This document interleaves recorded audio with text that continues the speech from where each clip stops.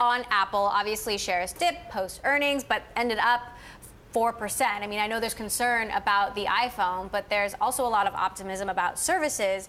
What do you think is the big takeaway?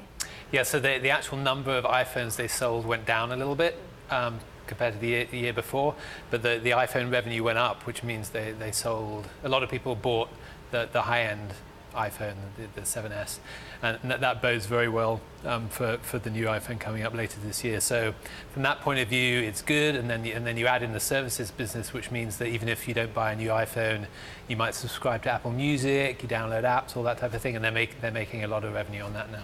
He also played up revenue from wearables, which is, the Apple Watch, AirPods, Beats. He said it's the size of a Fortune 500 company, which, by the numbers, I guess he's right. Yeah, I mean, I would say that is, it's not a disaster. That would be my take on that. It's not doing amazingly well, but it's not going to go away, and they're still working on those types of things. The AirPods, especially, you could have a lot of new technology based off that, based on voice interactions, things like that. Let's talk a little bit about Facebook, Eric. I mean, the biggest concern is that they're running out of space in the core app to show ads. But of course, there's Instagram, then there's WhatsApp, then there are all of these other issues about violent content and what they're doing to further police that. They'd already said, okay, we're going to reduce the ad load and feed. Then they just reiterated on the call, and everybody freaks out about that again, even though at this point it wasn't new. So I think they're definitely trying to warn the markets about that and say we're going to calm down sort of how many ads we're putting in the feed.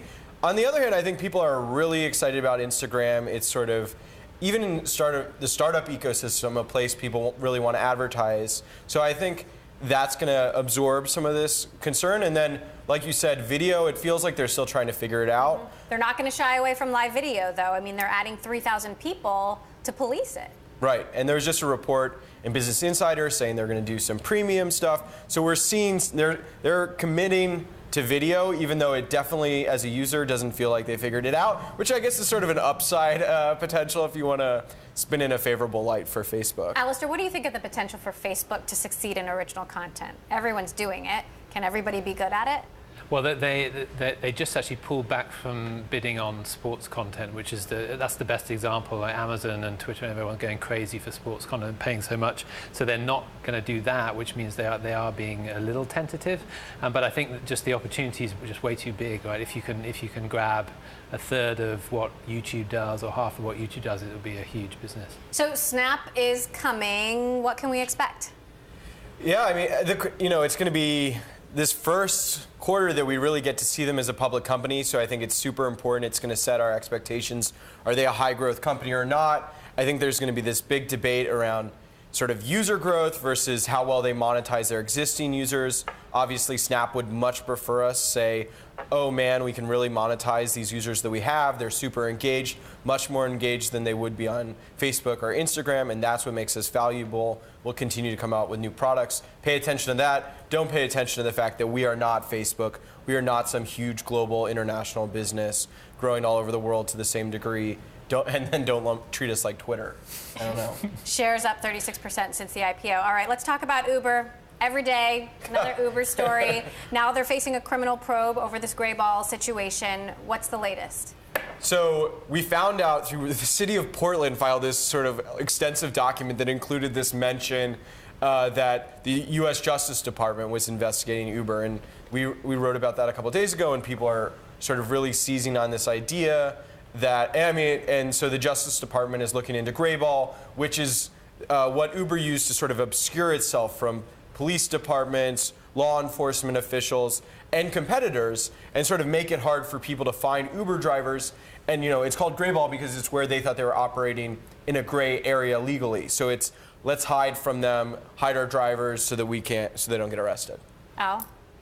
Yeah, I think in general, the pattern is this is an amazing company. It's kind of won in its market, and now they're messing it all up. So you could even look at the hiring of Anthony Lewandowski. They had a great self-driving car program. Then they hired this guy who's obviously a little crazy, and they've messed it up, and a lot of people have left. I mean, they're tripping over themselves right now.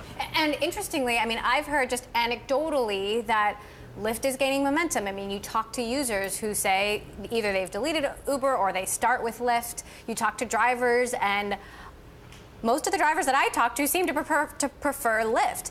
What are we supposed to take away from that? Yeah, I saw a bunch of Lyft people the other day, and they were like glowing. It's like they all just had weddings or something. They were very happy. So yeah, I think there's definitely that sentiment.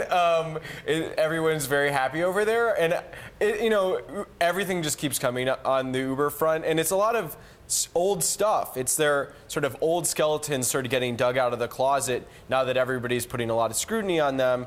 And so they are sort of going to have to figure out, how do they overcome sort of all this history. I think part of the hope is the Holder report, a new COO, those things happen and they say, hey, stop criticizing us for obviously having made a lot of mistakes. We're a new company now. And so I think we're going to start to see that messaging of the new Uber sort of over the next couple months. All right, Eric Newcomer, our Bloomberg Tech reporter, Alistair Barr, our Bloomberg Tech editor.